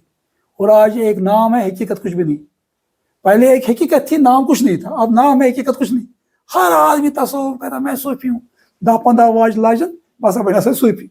مست بلایا تھون پانس سنان کرن زین. نصب ایمان تو آپ کا جو ہے صفائی ہے. تو یہ ہمارے صوفیاء کرام تو اتنا اہتمام رکھتے تھے صفائی کا. آپ دیکھیے شیخ حمزہ رحمۃ اللہ ہر روز نہاتے تھے, غسل کرتے تھے تہجد سے پہلے. اور اس زمانے میں جبکہ وہاں پر کوئی گرمی انتظام نہیں تھا کچھ, اور برف کو مطلب جو ہے توڑ کے جو سے پانی نکال کے نہاتے تھے. یہ اتنا اہتمام کرتے تھے صفائی کا. اب آپ دیکھیے یا اس طرح امام غزالی نے کتنا لکھا ہے صفائی کے بارے میں, یا باقی بزرگان دین نے کتنا لکھا ہے. تو یہ جو لوگوں نے ہر چیز کو کہا تھا یہ تصوف نہیں. ہم نے جو تصوف پڑھا ہے قرآن حدیث اور بزرگان دین اولیاء کرام کی تعلیمات کی روشنی میں, شیخ القادر جیلانی کی تعلیمات کی روشنی میں, جو صحیح صوفی تھے, کتاب اللمہ ہے, اسی طرح سے نفحات الانس ہے, یا یہ جو کشف المحجوب ہے, یا امام غزالی احیاء العلوم الدین ہے, یہ تو بڑی بڑی کتابیں جو تصوف کی. ان کو پڑھنے کے بعد ہمیں لگا کہ تصوف کوئی اور ہی چیز ہے, قوت القلوب ہے, حجت اللہ بالغہ ہے. تو وہاں پر یہ چیز نہیں جو لوگ جس کو تصوف لوگ کہتے ہیں, اور یہاں کشمیر میں تو ہر چیز کو لوگ تصوف کہتے ہیں, آدمی پریشان ہو جاتا ہے اگر یہی تصوف ہے تو پھر باقی چیزیں کیا ہے, وہ تصوف نہیں ہے. اور کچھ لوگ جن چیزوں جو محرمات ہیں جو اسلام نے حرام کی چیزیں ان کو بھی جائز رکھتے ہیں. اب غیر محرم عورتوں سے بیٹھنا یہ کہاں جائز ہے بھائی؟ اب ان کا ہاتھ میں لینا یہ کہاں جائز ہے؟ گانا سننا, اور وہ بھی گانے جو ایک تو ہوتا ہے وہ سما جس کو سن کے جو ہے یہ جو یسو دراز رحمۃ اللہ جو ہے ایک شعر پڑھتے پڑھتے چلتے جا رہے تھے, ان کو اندازہ بھی نہیں دیکھا اور اسی میں ان کا انتقال ہو گیا. اتنا وہ اس میں غور کر رہے تھے اس شعر پہ. یعنی وہ شعر کیا تھا, یعنی وہ شعر یہ تھا, کشت گانے کھنجر تسلیم را ہر زماں از غیب جانے دیگر. یعنی جو اللہ کے سامنے محبت و تسلیم کا راستہ اختیار کرتے ہیں تو وہ اس سے قتل ہو گئے ہیں, ان کے لیے ہر زمانے میں ایک نئی زندگی ہوتی ہے. شعر پڑھتے جا رہے تھے, دوڑتے جا رہے تھے اور زخمی ہو گئے, سب کچھ ہو گیا, لو لہان ہو گئے, اور اسی بیچ میں ان کا انتقال ہو گیا. یہ عجیب قسم کا مطلب تھا کہ اگر وہ شاعری بھی سنتے تھے, سما بھی, اس سما میں کیا چیز, وہ اللہ کی باتیں سنتے تھے, دین کی باتیں سنتے تھے, اس کے ذریعے سے وہ اللہ کی قربت حاصل کرنا. اور وہ سما کے بھی اصول تھے, کس طرح سننا ہے, کب سننا ہے, کیسے سننا ہے. یہ نہیں کہ عورتوں کے ساتھ بیٹھ کے سن رہے ہیں اور آپ ایسے سن رہے ہیں جیسے جو کہ جس کا شریعت میں کوئی جواز ہی نہیں. تو اس لیے تصوف جو ہے اگر آپ صحیح معنی میں دیکھیں گے اسی کو احسان کہتے تھے. یہ صحابہ کے پاس بھی تھا, بزرگان دین کے احسان کے معنی میں. اسی لیے شاہ اللہ دل نے کہا کہ ہمیں اس کو احسان کہنا چاہیے, ضروری نہیں کہ ہم اس کو تصوف کہیں, کیونکہ بعض لوگوں کو اعتراض ہوتا ہے. لیکن تصوف کہنے میں کوئی پرابلم نہیں, کیونکہ اس کا روٹ تو صفا ہے, صفائی کرنا اپنے دل کو, یا پہلے صف میں رہنا, عبادت کرنے میں, خدا کی اطاعت کرنے میں, یا اس کا مطلب جو ہے صفا ہے, اصحاب صفا کی طرح رہنا, صحبت میں آپ نبی کے جو رہتے تھے اصحاب صفا, ہمیں بھی کسی بزرگ کی صحبت میں رہنا چاہیے. یا اس کا معنی جو ہے صوفیہ ہے, یعنی حکمت ڈھونڈنا, چیزوں کو ظاہرداری کو نہیں سمجھنا چاہیے بلکہ گہرائی میں جاننا چاہیے دین کی حکمت کیا ہے, کیوں ہم کر رہے ہیں کوئی چیز. تو اس طرح سے جو ہے یہ دین سے کوئی الگ چیز نہیں تھی, یہ دین ہی کا ایک جز تھا. اور میں اکثر یہ کہتا ہوں, میں ویسٹ میں یہ کہتا ہوں اکثر, امریکہ میں کافی جگہوں میں نے بات کی, کہ جو آدمی مغربی تہذیب کی پیروی کرتا ہے اس کو ایڈز سے مرنا چاہیے. اگر اس کو ایڈز نہیں ہوتا ہے تو وہ صحیح پیروکار نہیں ہے مغربی تہذیب کا. وہ عیاشی ہے, فحش ہے, اور کیا. مغرب کی تہذیب نے ہمیں کیا دیا, ہم کو بھی برباد کر دیا, ہم لوگ ان کی پیروی کر رہے ہیں. نہ کوئی ادب ہے, نہ کوئی حیا ہے, نہ کوئی شرم ہے. اور جو بھی ان کی پیروی کرتا ہے تو وہ دیکھیں ہمارے بچے کتنے خراب ہو گئے, کوئی تمیز نہیں رہا, ماں باپ کا کوئی خیال نہیں, ادب نہیں, ٹیچر نہیں, استاد نہیں, دین نہیں. لیکن جو صحیح معنی میں اسلامی تہذیب کی پیروی کرے گا وہ آخر میں صوفی بنے گا, کیونکہ وہاں آخرت مطلوب ہے, یہاں دنیا مطلوب ہے. آج کا جو ہمارا علم ہے, آج کا سائنس ہے, آج کی تہذیب جو ہے, تو یہ سے اقبال نے کہا کہ عصر حاضر ملک الموت ہے تیرا, روح قبض کی تیری دیکھے تجھے فکر معاش. آج کا زمانہ تمہارے لیے ملک الموت کی طرح ہے, تمہیں ایک ہی فکر ہے کہ پیسہ کمانا ہے, دولت کمانی, اور کوئی مقصد نہیں, روح ختم ہو گئی, جسم ہی جسم ہے. تو اس لیے میں کہہ رہا ہوں کہ جو بھی صحیح معنی میں مسلمان ہوگا, اسلامی فکر کا حامل ہوگا, وہ ضرور روحانیت کی طرف راغب ہوگا. اور وہی تو احسان ہے, وہی تو تصوف ہے. اسی وجہ سے ہمارے بڑے بڑے جو علماء کرام تھے وہ سب صوفی رہے. امام غزالی صوفی, شاہ اللہ دہلوی صوفی, حضرت عبدالقادر جیلانی رحمۃ اللہ صوفی. ایک طرف وہ عالم بھی تھے, اسکالر بھی تھے, لیکن دوسری طرف اور شاہ ہمدان رحمۃ اللہ صوفی, لیکن عالم اتنے بڑے تھے, بے شمار کتابیں لکھی. تو اس زمانے کا ہر آدمی جو ہے صوفی بھی ہوا کرتا تھا, عالم بھی ہوا کرتا, جج بھی ہوا کرتا تھا, اور اللہ کی اطاعت بھی کرتے تھے, لوگوں کی خدمت بھی کرتے تھے, اور ان کا اللہ کے ساتھ تعلق تھا. جیسے فرسان باللیل, فرسان بالنہار, رہبان باللیل, دن کو گھوڑوں کے پیٹھ پہ سوار اور رات کو اللہ کے سامنے جو ہے راہب کی طرح عبادت کر رہے ہیں. تو یہ ایک سلسلہ تھا. اور ان کو دیکھ کے جیسے حسن بصری نے فرمایا کہ اگر آپ صحابہ کو دیکھو گے, اپنے زمانے کے لوگوں سے کہہ رہے, اگر آپ ان کو دیکھو گے تو آپ ان کو دیوانہ سمجھو گے, اللہ کے لیے دیوانہ ہوگے. اگر وہ تمہیں دیکھیں گے تو وہ مسلمان نہیں سمجھے. ایسی حالت ہوگی تم لوگوں کی, اب دنیا پرست ہو گئے ہو. یہ اپنے زمانے کے ابھی 110 سال ہو گئے رسول اللہ مطلب کہ ہجرت کے بعد. تو کہنے کا مطلب ہے کہ وہ سبھی لوگ روحانی تھے. وہاں روحانی, جیسے اقبال نے کہا نا کہ اسپرچول ڈیموکریسی, ان کی ڈیموکریسی بھی اسپرچول تھی. ہماری تو اسپرچولیٹی پہ میٹریل ہو گئی.